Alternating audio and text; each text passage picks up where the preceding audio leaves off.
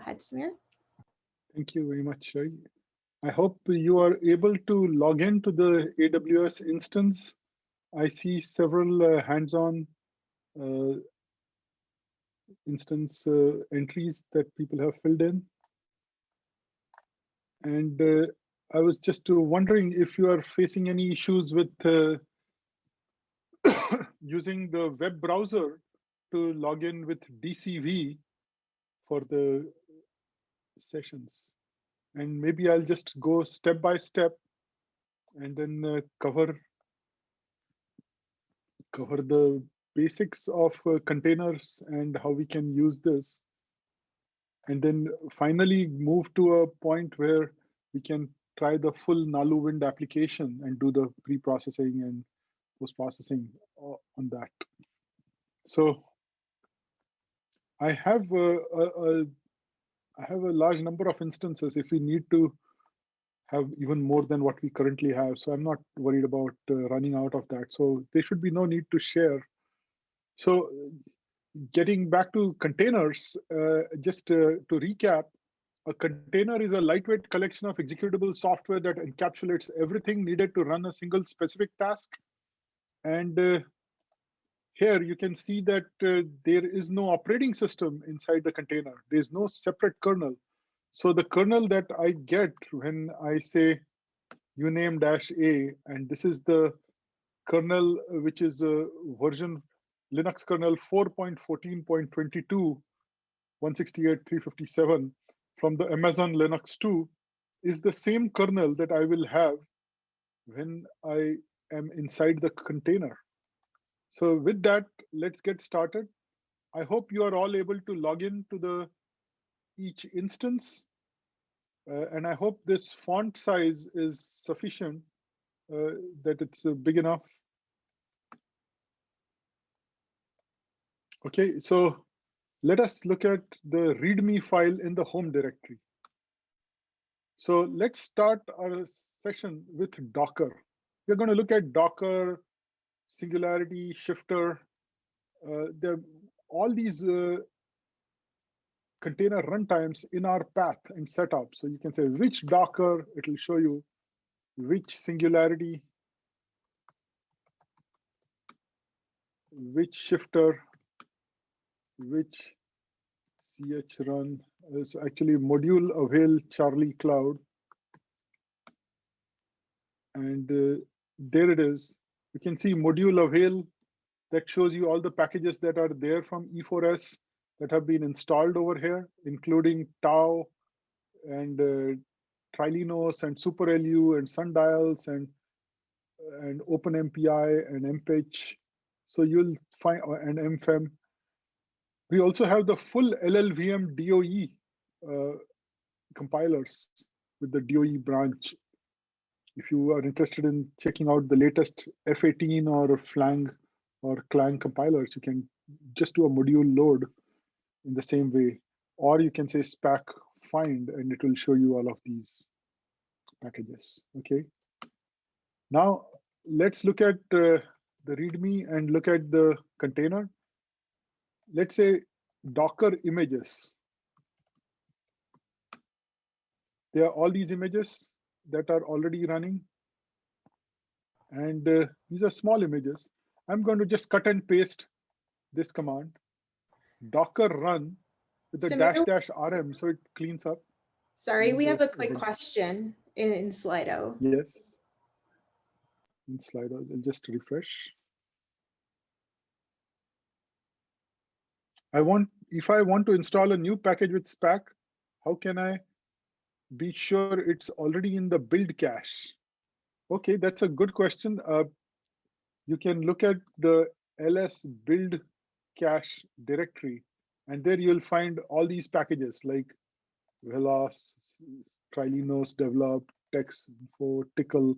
So if you want to just look at this list, you'll see all the packages that are there in the local build cache. Now, of course, this list, as you can see, how many packages do we have? We have 377 packages. Now, in the E4S build cache that we have at the University of Oregon, we have 37,000 packages. So this is just a good way so that you don't all end up trying to download packages at the same time from a web-based cache, which may be a little slower. That's why I kept everything inside the image in this local build cache. Does that help answer your question? And so let's go with looking at Docker. So I'll run this command, Ubuntu 14.04. Now this is an older OS. Let me just check what the OS is on the host. I see it is Amazon Linux, which is based on Fedora, CentOS. If I say Docker run and delete after execution ends in an interactive mode with the tag of 14.04, then I will now be inside a Docker container. Okay, this puts me in at the root prompt in the container. I can say etc os release. And now you see that the operating system is Ubuntu 14.04.6, not the Amazon Linux. So I am here inside this other OS. Okay. When I say uname-a, I'll see that I am still running the 14.4.225.186.168.357 kernel from Amazon Linux too. It's not the Ubuntu shipped kernel, and clearly the 4.14 was not shipping in Ubuntu 14.04. So it's the whole OS environment, but there is no kernel inside the container.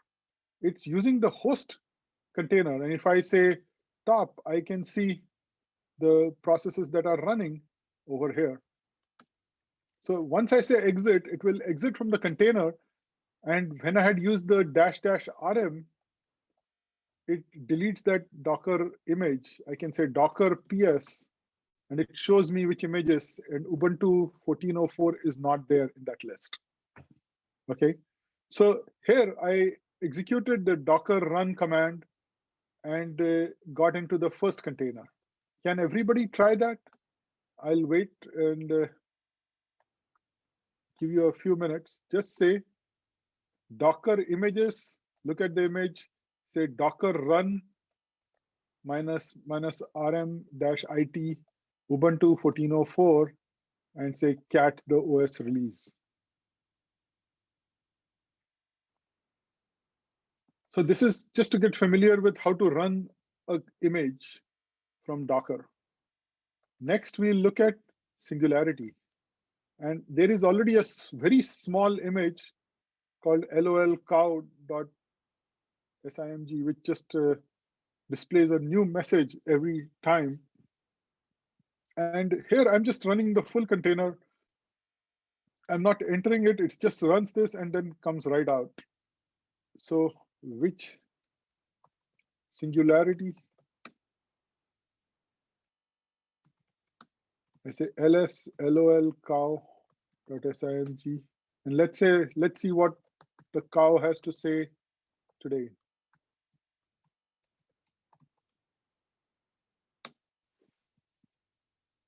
So this will launch the Singularity container, and it says a word misunderstanding by calm, poise, and balance. Let's try that again. It says you dialed 5483. And you get the idea.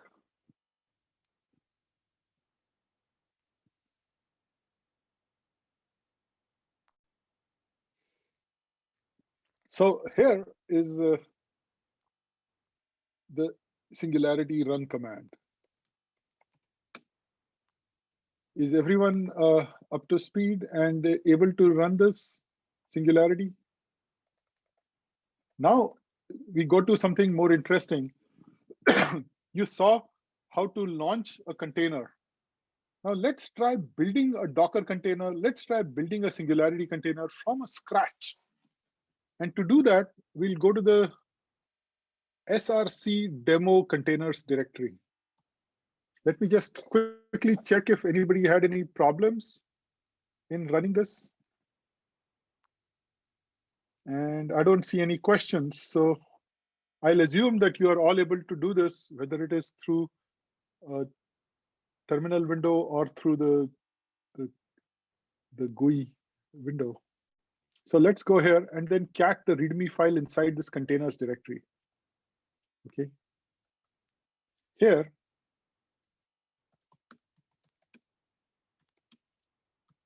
cat README.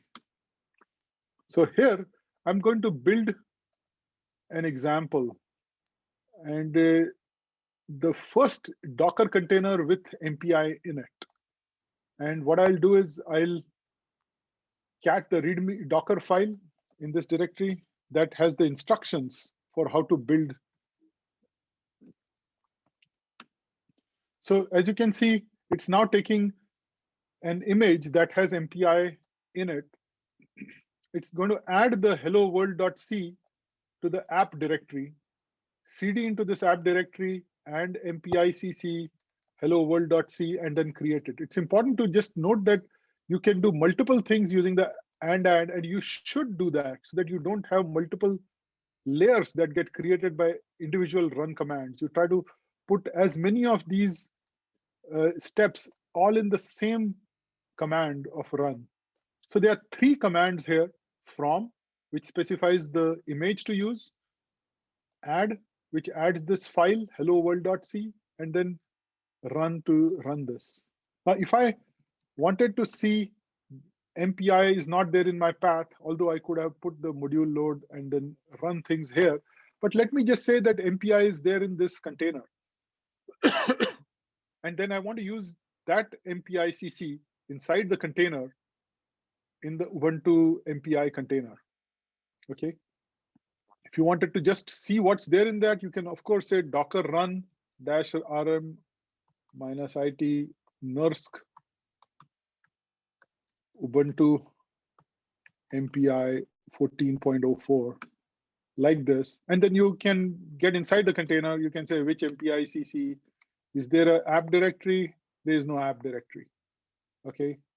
So here I'm going to run this Docker file. Okay. It will run these three commands. And how do I run this Docker file? With the docker build command. And if you cat this, it will show you that I say docker build and give it a tag. So I'm going to give a container and call it hello MPI. And there's a version, like we saw the 1404, I'm going to say latest. And then dot. This dot means please read the Docker file in the current directory and then execute this build command and create a container called hello MPI :latest. So let's do this, cut and paste in the containers directory. And I say docker build. Now it's sending the build context to the Docker daemon. It will run this command and then it will create this hello MPI latest container. And hello world.c will get added to the app directory. It will get compiled over here. And now you can see it's adding this step 2 of 3, and then it's doing the cd, and it successfully built this container. So the binary of hello world or the hello application is now in the container. And the container is called hello latest. Okay. What is the original code?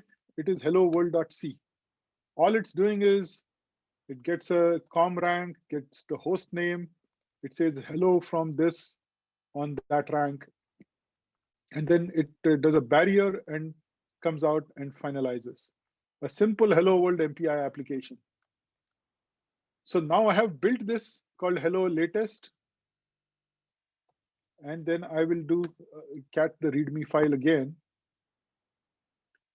What I'm going to do is I'm going to cut and paste this run command on this. Now, if you want to see Docker images, you'll see that now we have the hello MPI with the latest tag. That image was just created 58 seconds ago. If I say Docker run, it will put me inside the container where the app directory has the hello executable. There is no app directory on the host. There was no app directory in the original container, the NERSC. But here in this hello MPI, I do have an app directory. There is the hello world.c and then the executable hello. So if I say cut and paste again, MPI run -np4 app hello, it will run that hello world example. So I was able to run this through the MPI run command in the Docker container. Okay. If you do wish to push this image, you can create a Docker hub command, a login, sorry, and then you can say Docker login and then give your username like that, and then give the password, and then you can say Docker push on the hello MPI latest. And then on another machine, you could do, on a different system, you could do a Docker pull from your hello MPI latest from your login. And so that's one way to publish the image. We are not going to publish it today. It's okay to just have this locally. But I want to also show you how we can create the MPI container of using Singularity. And you can, once you have a Docker container, you can always say Singularity build and pull in the Docker container itself to create a Singularity image file. Or you can start from a scratch and say ubuntu mpi.def. Now here, it's a very simple container. I have just taken the original Ubuntu MPI and I have just added a run script that will say, this is what happens when you run the container. Now over here, instead of echo, you could have added files, you could have compiled things, you could have run MPI example, but here I'm just doing an echo just to make sure that we know how to create a Singularity build. And to do that, I'm going to now become root on this AWS image so that I can create a container as root. So I'll say sudo bash, and then it will ask me for a password. And it's the same password for logging in to tutorial, HPC Linux 12 exclamation. And now I'm root. And so now I can just cut and paste the Singularity build command. And it says it already exists. This will be deleted during the build process. Do you want to continue? I say yes. So it is now building, and it's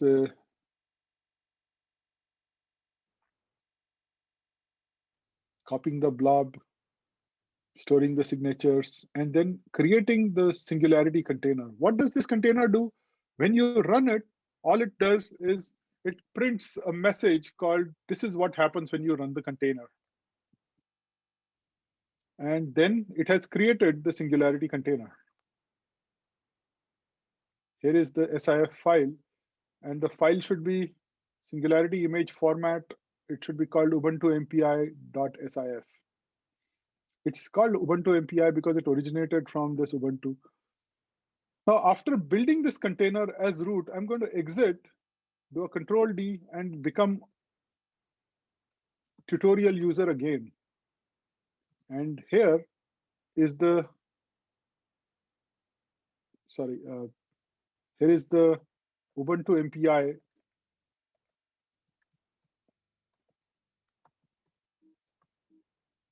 .sif. It's a 142 megabytes file, relatively lightweight. And to run this container, I will just say Singularity run and this command. So when I say Singularity run, you get this message, which is what we were expecting. So with this, we can now continue our tutorial knowing how to run a Docker container, how to run a Singularity container. And at this stage, you should be able to build a new Docker container from a scratch.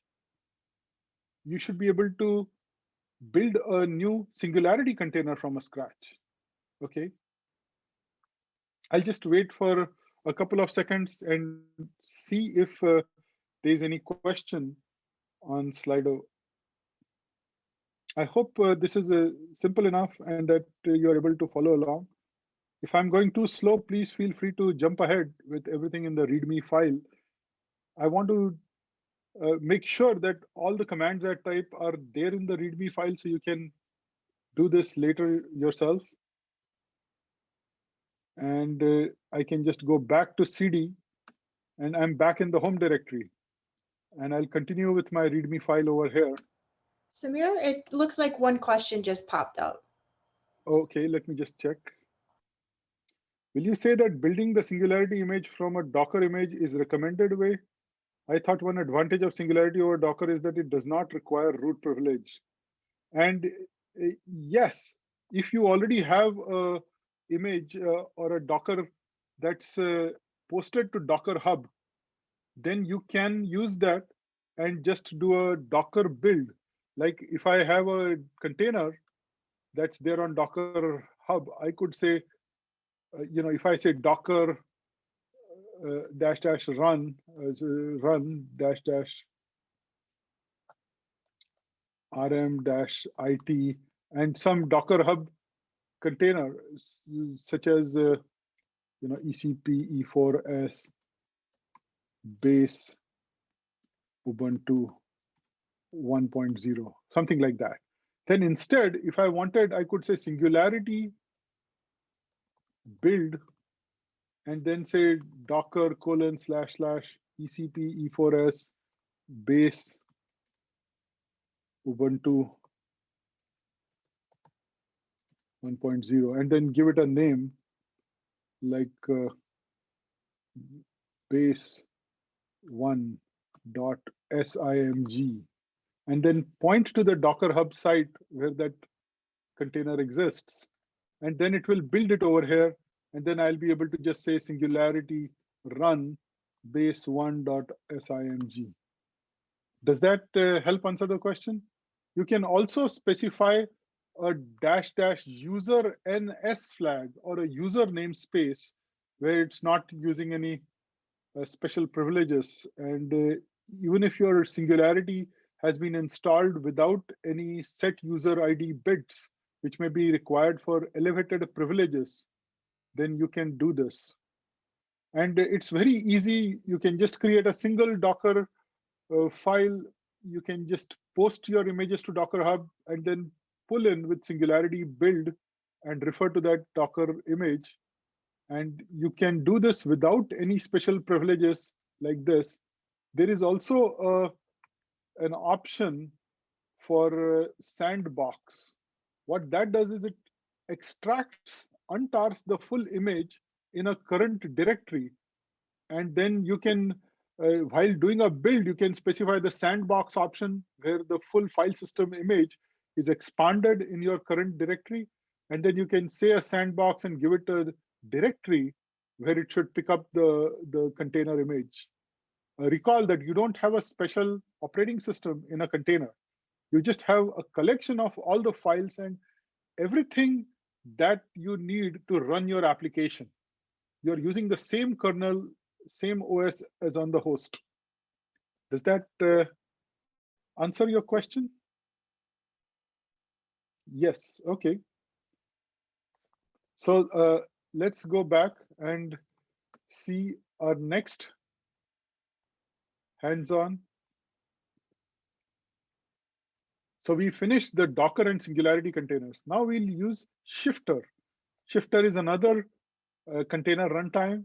You can say Shifter img images, and it will show you which images are there on your system. And again, you can use Shifter img pull and pull in images from Docker Hub. So if you make a single Docker container, you can use it with Docker, Singularity, Shifter, and also Charlie Cloud after conversion. So I can say shifter img images, and it shows me that it has two images, Ubuntu 14.04 and BusyBox latest.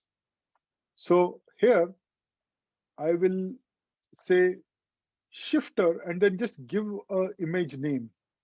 And that's all you really need to do. The syntax is a little different. As you notice, I have to say a dash dash image equals, and then I can say this. If you're using NERSC systems like Cori, you'll find that it is well integrated. Shifter is well integrated with their Slurm, and that you can launch multi-node jobs with Shifter and just specify the image name while you do the allocation of your nodes. So now I am in this Ubuntu 14.04 image. You will see that the kernel is still the same. It is 4.14, Amazon 2 Linux kernel, but the etc OS release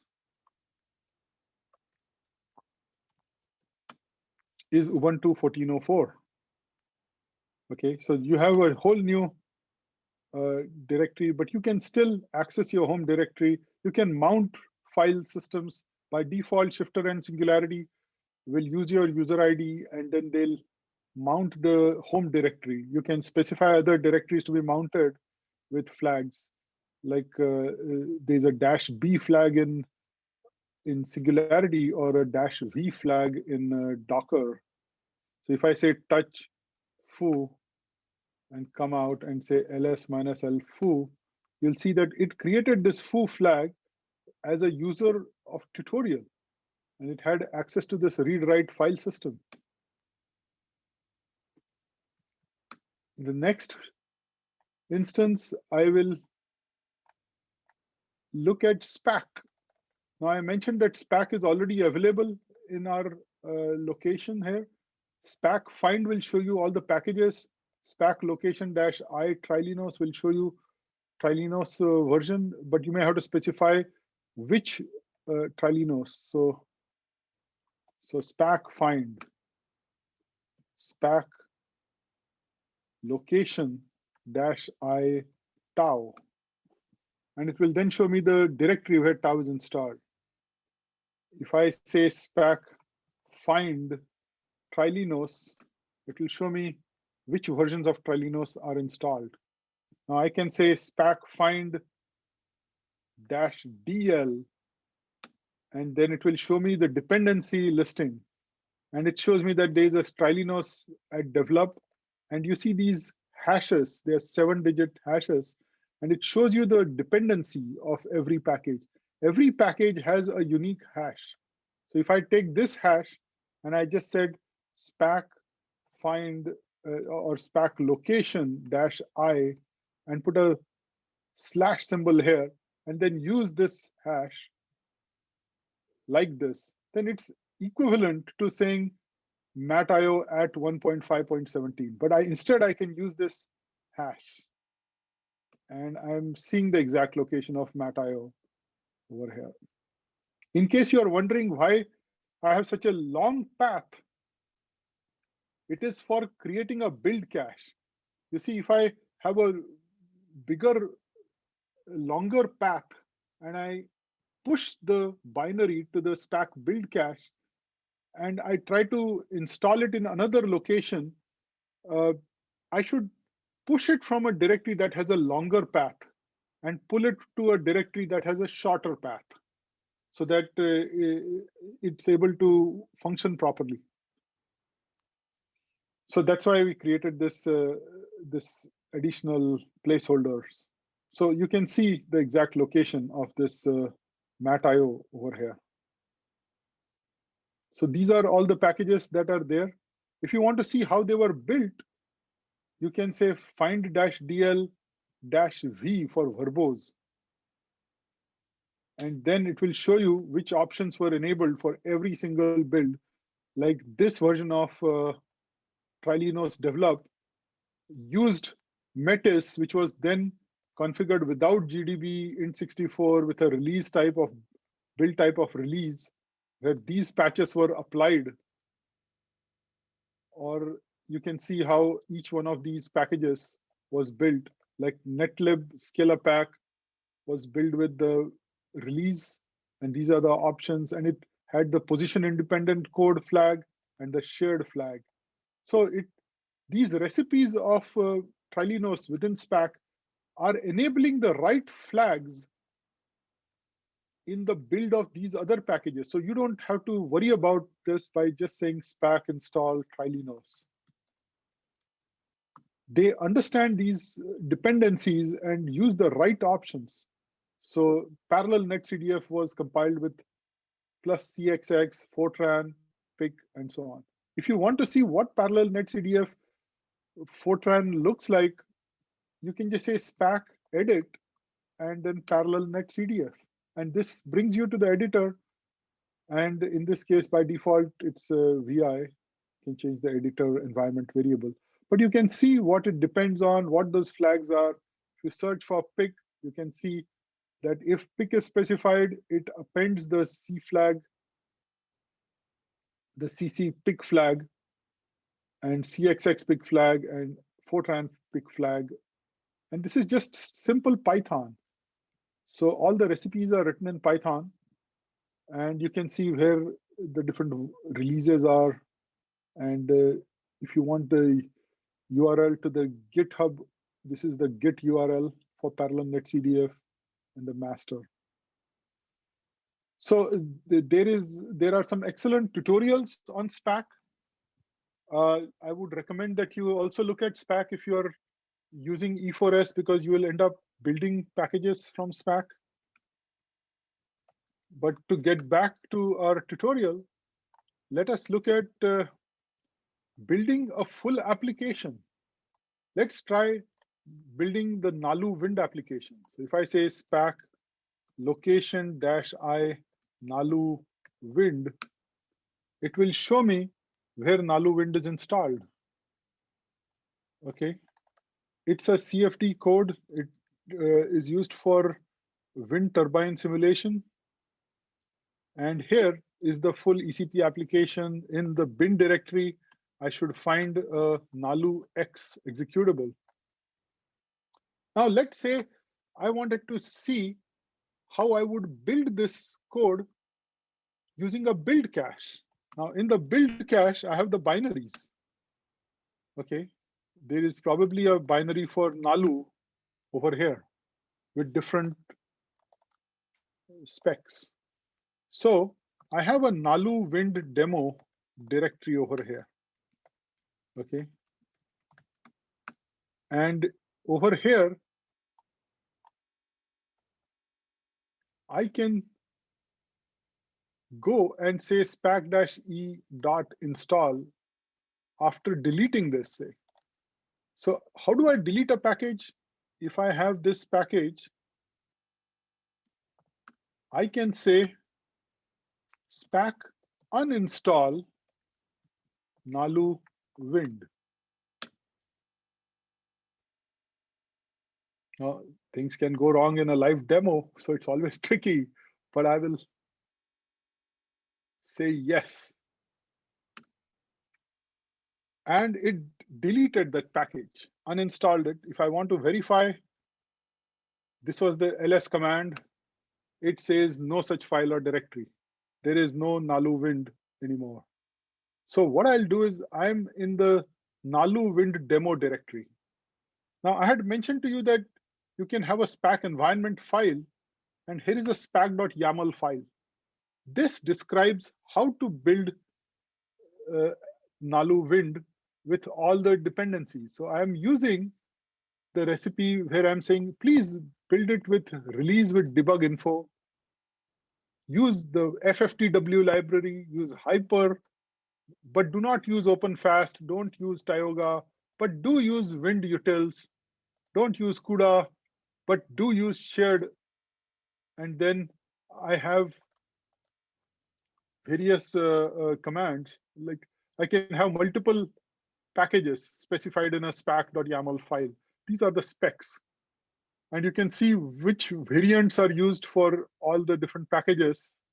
So when I say plus Hyper, it will go here and see that I am requesting Hyper, which has a variant of int64, without the super-LU dist.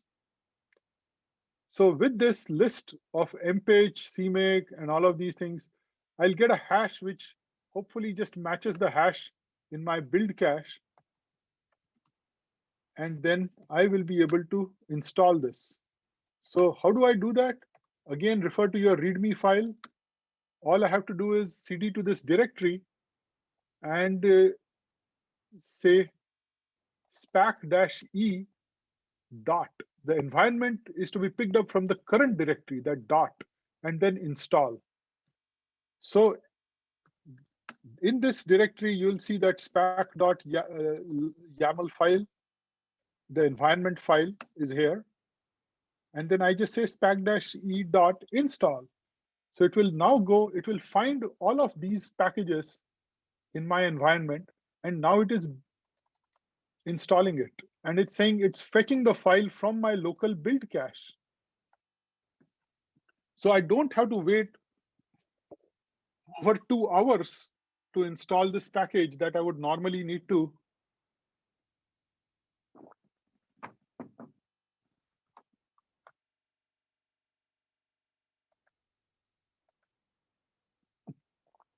And now I can see that it's installing the application. Let me just check Slido to see if any other questions are. No, okay. So we are now extracting this. It found a good signature. And then there it installed it. So if I try the ls command again, that had failed earlier, it's there now. So nalu-x is there and I can run this. Now, how do I run this program? What I hope to do in this demo is I will run it with 2 different tools from the E4S set of tools. One is ParaView and the other is Tau. So let's say here it says cat this demo.sh. You can just run this demo.sh file. What it's doing is it's just going over here to this CD directory and then running the run tau.sh script over there. Before running it, maybe I want to see what it is all about. How do I use tau to evaluate the performance of this code? And let me just maybe go to that directory. So I'm now in the nalu-wind reg tests test files demo directory. And I can see the run.sh file, which is for an uninstrumented run. How do I run nalu? This wind turbine code, I say spac load nalu wind. That will load nalu in my path. So when I say nalu-x, right now it says it's not there. But after I say spac load nalu wind, it will be there in my path. And then it deletes all the output files, the e.dot files, and then just runs it nalu-x with an input file, which is this.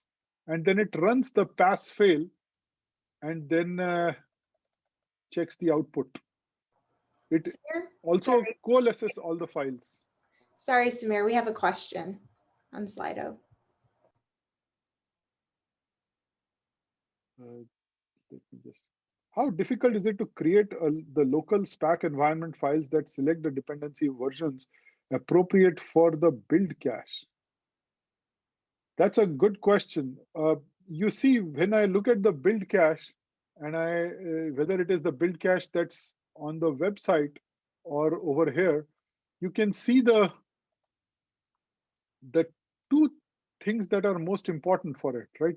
So there's the OSS, E4S inventory. Okay. So here in this build cache, for any application, you have the compiler, and then you have the list of operating systems. So if I want to match that, then I say I'm on x86. If I'm on a Red Hat Enterprise Linux system, then instead of choosing a GCC compiler like 7.5, I will pick GCC 8.3.1. Why? Because then it will have the x86 64 match rel 8 match and GCC 831 match. So I'll pick the spec.yaml and put this version of the GCC compiler after I look at the listing of the build cache. Does that help answer your question? So if I match that, then I'll be able to do this. Alternately, I can build with whatever compiler I want and just push to a local build cache and then reuse that build cache like I just did right now. And now I have this Nalu Wind, which I'll be able to run on 8 CPUs. Now, if I want to run this with tau, then all I have to do is replace the run.sh command with the tau exec tool. So instead of running it as mpi run-np8, I first need to load, the tau is already loaded. I can say tau exec dot dash event based sampling. So it will intercept the MPI calls. It will interrupt the application using event based sampling every 30 milliseconds, and then construct a full profile of this. Then again, I'm doing the pass fail verification and then run. So I'm just setting some other variables. So let me just try doing this, what my demo.sh was supposed to do. And I say run tau.sh. So here, I now am spawning 8 MPI ranks, but then running them through tau using tau exec-ebs. There is no change to the binary. Now it can generally create profile files, but here I have set a tau option which says at the end of the execution at MPI finalize, please coalesce all the files into a single merged tau profile.xml file that has data from every rank. And while creating the files, use call path profiling. So I can see edges in the call graph along with the actual nodes. So I could distinguish between different paths. I'm also turning on call path depth, which says that, if I have a depth of 4, I could see main calling F1, calling F2, calling F3. If I go all the way to 100, then the likelihood that it will go all the way to main is very high. So it's taking all those call paths that are 100 deep and then merging them up to 100 deep and merging them. It's creating full call paths profile, and it will run this with the tau profile.xml being the output. You see, when it runs before the run, it has deleted all the files. Then it does an ls. So it shows that there is no tau profile.xml file. And then it will run the application. Now, mind you, this is a ECP application, and it does take some time. That's why we have 8 Xeon Platinum nodes. And here I am. If I do a top, I'll be able to see that the application is running. 2 GB size of each of them, and there are 8 of these tasks that are running. I think it takes about 2 minutes or something like that to run the application, and then 2 minutes on 8 of these processors. And there it is. It ran it. It did the pass fail verification. It says it passed. And then it merged the files and created a single output.e file from this run. Now, what did this code do and how long did it take? So to find that out, I'm going to switch to the GUI tool because it will be easier to see. Now, where am I? I'm in the Nalu Wind demo directory and actually in this demo directory. If I cut here, and I can just use the middle mouse button to paste it, or of course you can go to the copy paste with the Shift Control C and Control V. And here, now I should have a tau profile.xml file. I can say which paraprof and paraprof tau profile.xml. This is there in the README file. So it will launch this tool to show you that it ran on 8 MPI ranks, more or less doing the same thing. If I want to see what rank 0 was doing, I just right click over here, and then it shows me different windows. I'm interested in the show thread statistics table window, which is the third option below. Note that my cursor is right where it says node 0 and not on the colors. The colors represent different functions. So if I click here and I say show thread statistics table, it shows me that it took about 110 seconds. I can look at this. I can sort it by clicking on this like this. Ignore the time spent in MPI finalize when it was trying to coalesce the data from multiple MPI ranks. So outside of that 58, you look at this timings. Tau supports Cocos profiling interface. So whatever Cocos has, it can show you. And these names come from the Cocos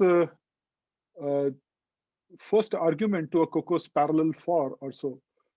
So you could see where the application is spending time by looking at this. Belos, total solve time, 22 seconds. Nalu over here, I can see this setup time, context. Here is a sample that it got. I'm looking at Belos operation. Here is the Chebyshev apply function, Cocos parallel for, Cocos views, all of these details. And then this is samples collected over here. And this is the total time across these samples. So I can see details of the execution. I can see where the application is spending time. There's a Cocos parallel for in Nalu.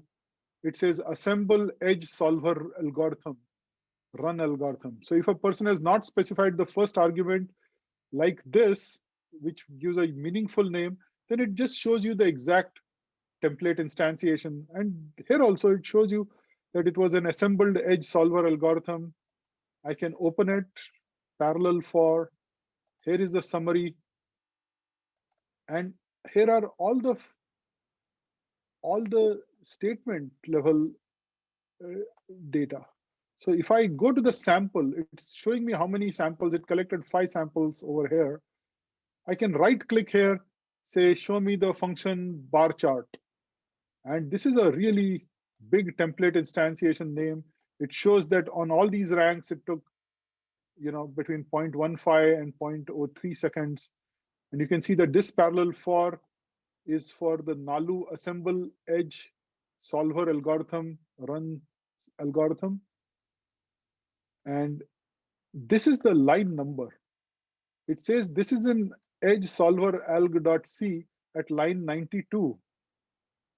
And if I want to see where it is, I can just say show source code, and it points me to this line. So here is the momentum edge solver alg execute. And within that run algorithm, I have this edge area vec get. And this is the line where it got that sample at line number 92. So I can pretty much go and explain everything that happened in the application at the Cocos level, at the MPI level, using sampling with just this tau exec-ebs.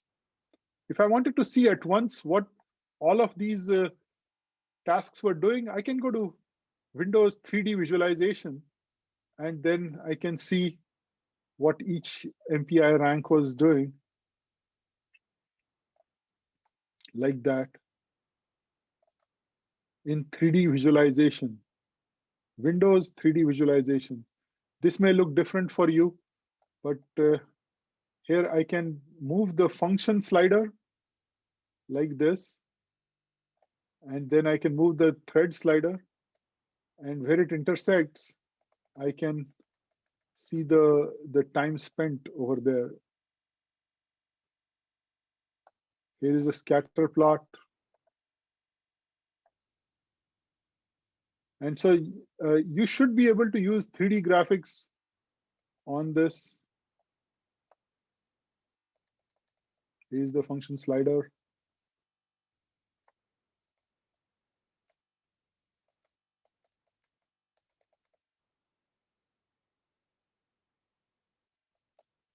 And you can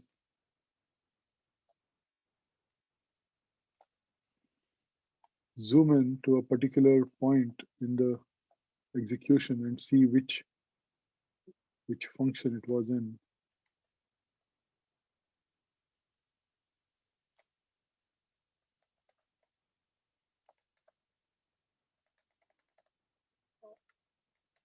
There.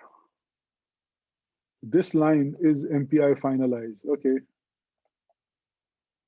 And you can see the shape of all the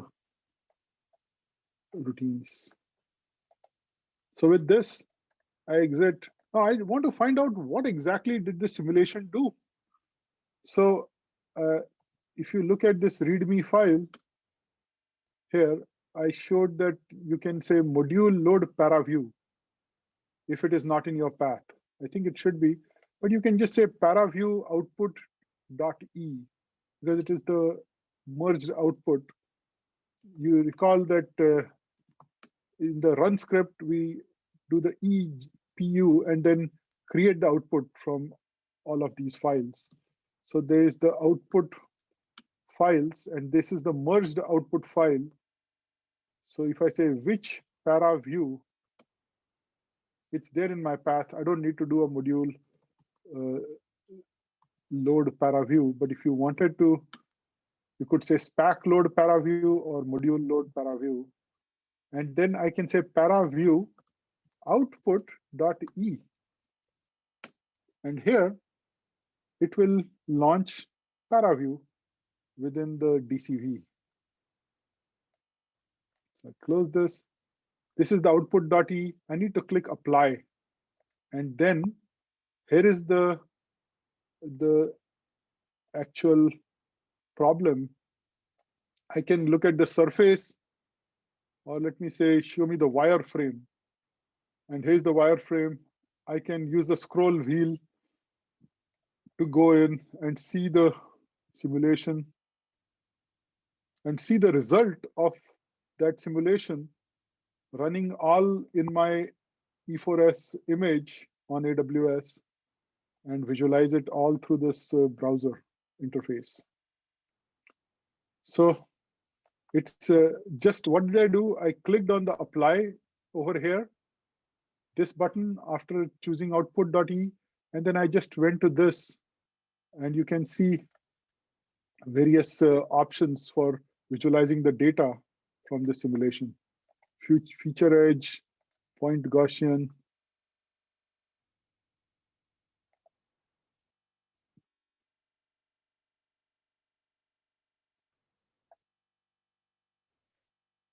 So what did we do here? This is a ECP application that takes a while to build and run. We use the SPAC build cache, and after deleting Nalu wind, we installed it again using that spac-e.install command in a directory where spac.yaml file was there. It pulled in the binaries from the build cache, and we created the Nalu wind module. We ran this code on 8 MPI ranks. Then we checked the pass and fail. We merged the results coming from this CFD code. We launched Paraprof to view the performance data.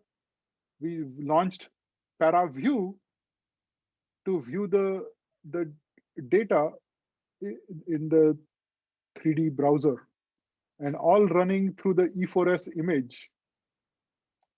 Now, if you didn't have E4S to do this, you would have to install all the packages. And if you just say SPAC find-dl Nalu wind, you will see that it requires all of these packages to be installed in the right way. And by right, I mean the -v shows me exactly how each of those packages has to be configured for the whole thing to come together so it runs correctly. like with Trilinos developed, I need to have the Anasazi package, Aztec, Velos, and Boost. And I need to have Hyper. Without Hyper, I have to say, I have to use IFPAC, IFPAC2. And you need to know all these options, whether it is MPI, MULU, or MUMPS, or NetCDF. And if you make a mistake and you don't have that, then clearly you will not be able to run the whole application and you'll have to iterate. But because SPAC has these recipes which say exactly what is needed when you install Nalu Wind, you are able to do this in a very well organized way. So if I say SPAC edit Nalu Wind, it shows me all these options and the defaults and what options are to be used with which package. So with this, we are able to now look at this data. I hope you were all able to launch the ParaView tool. Just so you see, just say output.e ParaView, and then it launches this. Click close, click apply, and then you can see the various the visualization. I hope this is working for all of you and you are able to use the 3D graphics all through AWS image of E4S, which has this DCV remote desktop. Now, I wanted to also take a few minutes and just see if there are any questions. And yeah, it doesn't look like there's questions at the moment. well, I hope the image is working for you. If you want to see how to create this, these are instances that are running. We have launched a lot more instances than we need. But if you were trying to create your own instance, all you have to do is go to E4S project and go to download page. And here you have the containers, but also you have the AWS image. So if you search for this AWS image ID by just cutting and pasting in your own EC2 dashboard and you say launch an instance, and then you can search for this AMI and there is the result. And then you can select this and then launch a particular instance. And you can choose each of these require different amounts of money. I think we have the 5 GB T3 2 extra large instance, which has 8 CPUs, virtual CPUs, and 32 GB RAM. And then you'll be charged accordingly for the use of that on an hourly basis. I think in this case, I think it costs about 18 cents an hour to have the 8 CPU image that you are using. So you can easily launch your own image. You can turn on DCV. There are some instructions in a README file that you can follow how I turn this on. And if I see sudo, I have the same password for this. I can say EC2 user README file. And then I have a script like this. There's an IP address associated with this. I typically turn on my the PEM file with your key, SSH key, and then I run this so that all the DCV sessions are created. Then I can launch it, and then I can use the DCV. So after launching the image, I need to do this part, and it's there in the EC2 user README file that you get when you launch an image. So that's how I have configured this, and I'll cancel. So I hope you are able to look at this simulation and run it with the results. And for the last part, I want to just show the Intel tools that we have in this release. Cat README file. So you saw the tau profile.xml You click on node 0, thread statistics table, 3D visualization. You do the module load, click apply, and then pick the appropriate visualization over here, like surface with edges, to see what it did. And finally, I have the full Intel 1 API installed over here. And you can have DPC++, you can have their AI ML stack. And to do that, I just have to say this, module load Intel, and then I can activate a particular stack like TensorFlow or PyTorch. So what I'm going to do is, I'll say module load Intel, which DPCPP, which MPI F90, which MPI I4. So it's all there in my path. And these are this is the latest version of 2021.1 of the Intel compiler. So the full Intel toolchain is here.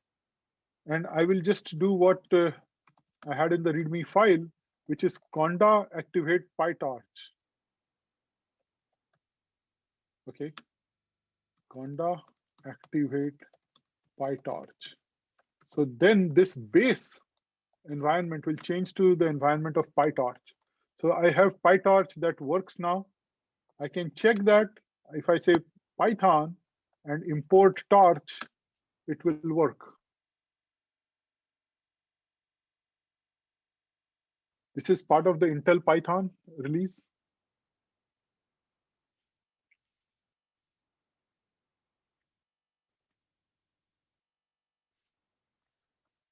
And let me just exit from here.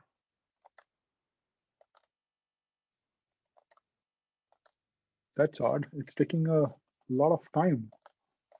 Oh, there. Okay, so it worked.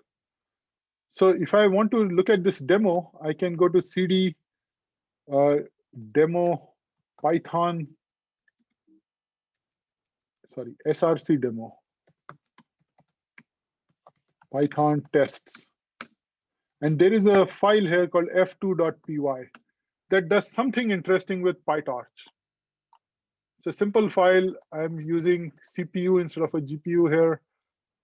This instance that I have launched does not have GPUs. GPU instances are more expensive. So I have this with Intel. And of course, the Intel AI stack does not have support for GPUs from other vendors. And AWS does not have Intel GPUs yet. So CPU is good. I'll just say which Python f2.py. And now it will load the PyTorch, and there it runs the program. If I want to look at a program which is using TensorFlow, then here is TensorFlow with Keras and a simple example. But I need to switch the environment. And to do that, I say conda activate TensorFlow, which conda is coming from Intel Python. And I can say Python f3.py. So it will then use TensorFlow example and run this test case.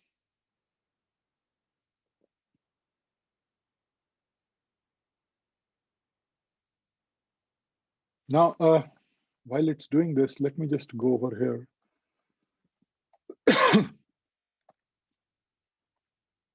And then show you the last part about the fact that you can use Singularity with the full-featured E4S container. Now here, in this image, in this instance, we have many of the E4S packages installed, but not all. If you wanted the full E4S image, like for example, if I say CUDA, we don't have CUDA installed on this machine. If I wanted to look at ROCm, there is no ROCm. So if I wanted to use this heavyweight image from E4S, which has all 3 GPU runtimes like CUDA, ROCm, and one API, I can just say Singularity in my home directory. I can say this command and it will launch the Singularity image. Now notice this is running the TensorFlow application. And there it is.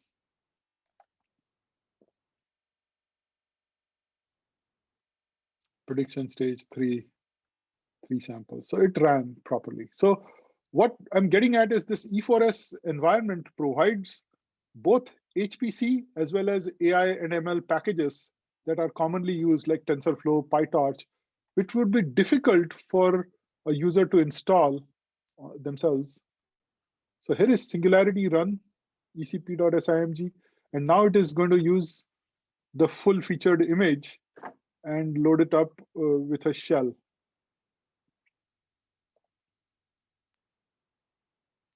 Okay, and it's saying ROCm is installed in opt ROCm, it's installed here, and so on. So if I say ls-l opt ROCm, it finds it there. If I say module avail CUDA, it shows me the CUDA 10.2, 11 that are installed over there.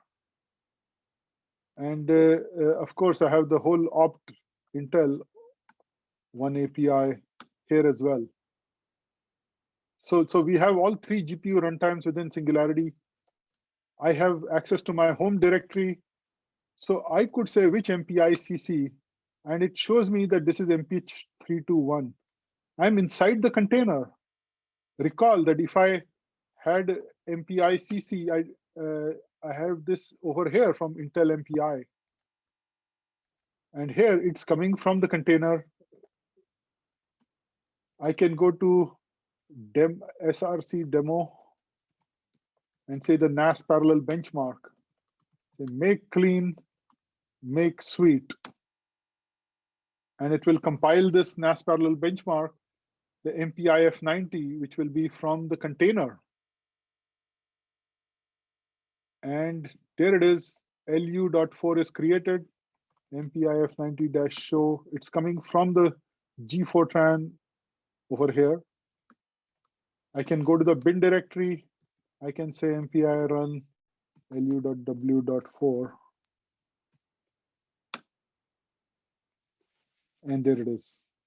In fact, I could try the same thing with even tau exec-ebs, maybe. Okay. I need to load the tau module before I can do that. So it would be like spac load minus r tau. Which tau exec. Then it will run that.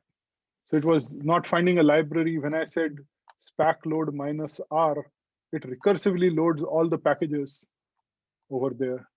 And then I can use the standard tools, whether it is pprof or paraprof like this, from within the container, or even use tau from outside.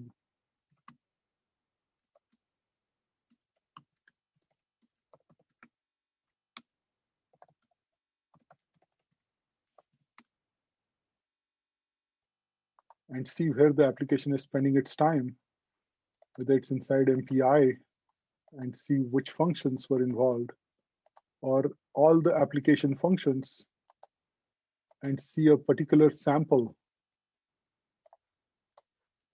It says at line 89, and that's the line in this triply nested do loop where it's spending time. So we just saw that having a consistent software stack, which is installed either from a container or natively on a bare metal, provides a full usable environment for HPC and AI. So I'll take a moment for others to just catch up with this set of instructions and monitor the chat and see if there are any other questions. I believe we are close to the end of the tutorial at 11 a.m. Pacific.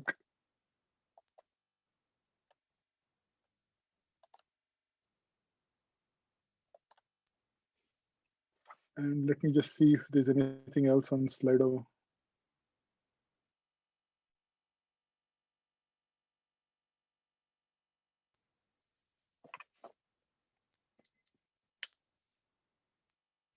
I hope you found this exercise useful and that this AWS instances worked properly for you. And I hope you were able to run some of these tests.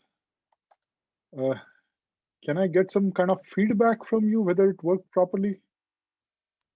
Maybe type in a yes, no on the Slido.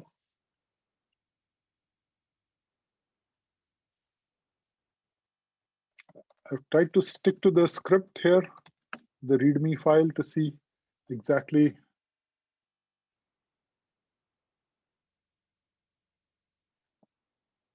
what I'm doing here. So you can run this on your own and launch your own ECP, AWS instances with all the software packages.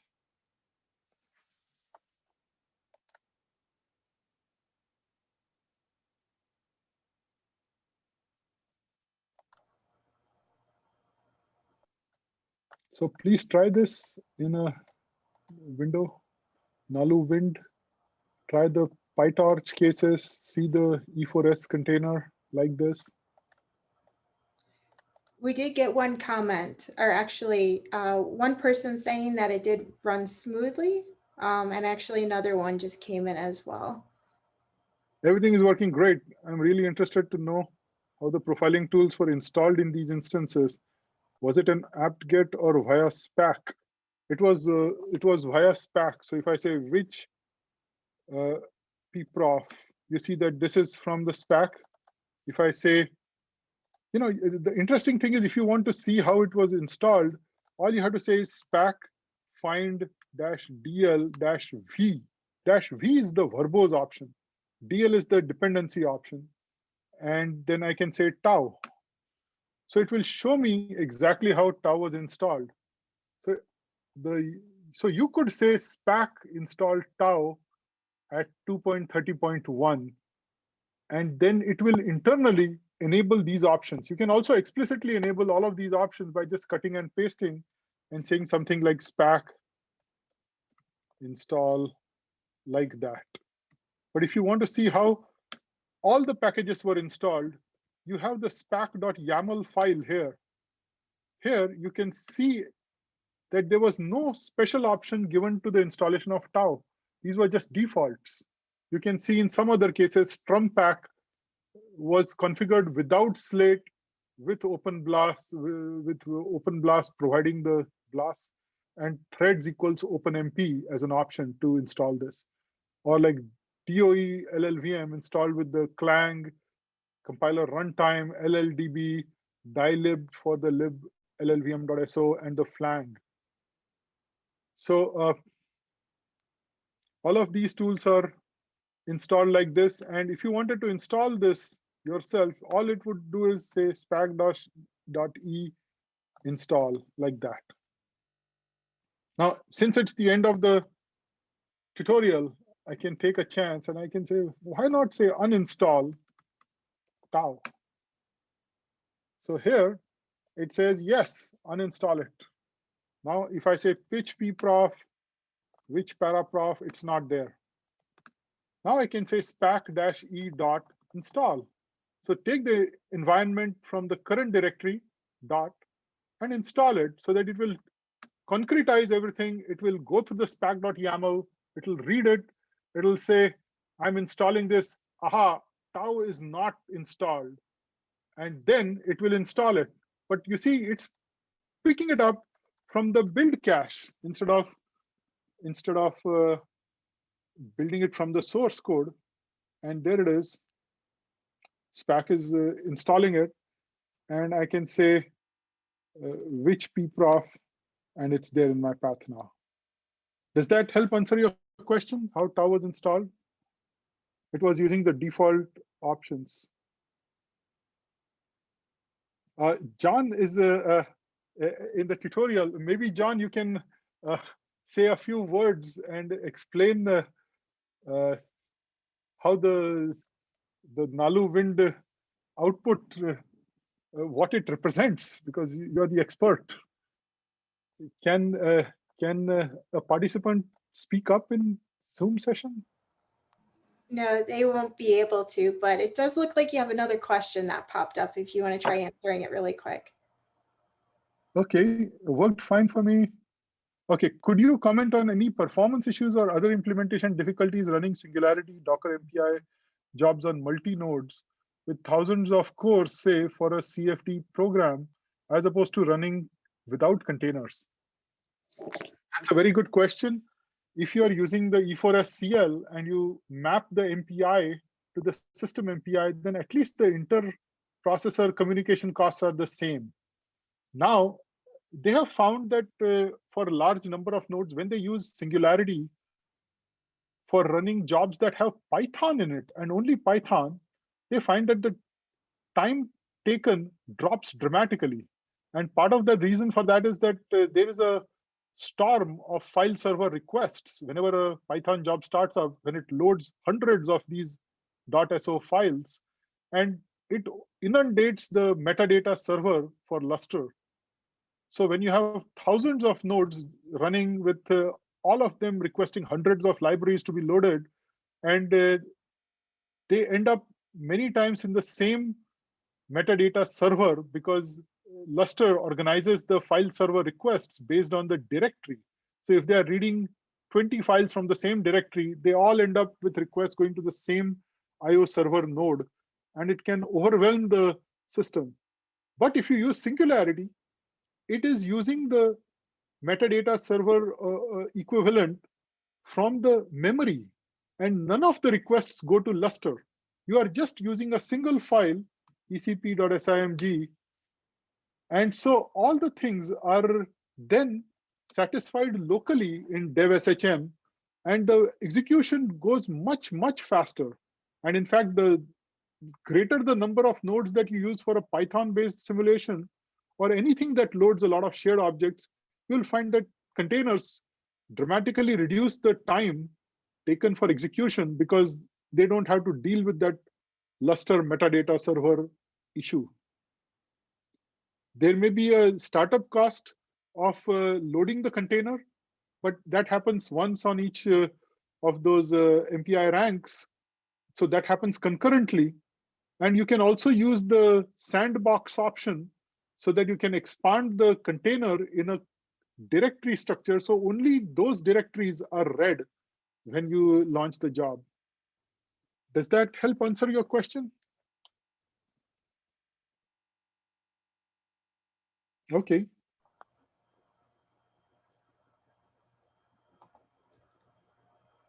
And it looks like all of our questions have been answered. I just want to echo everybody's sentiment that has gone through the Slido in the last 10 minutes. And thank you again, Samir. Everything, it was very interesting.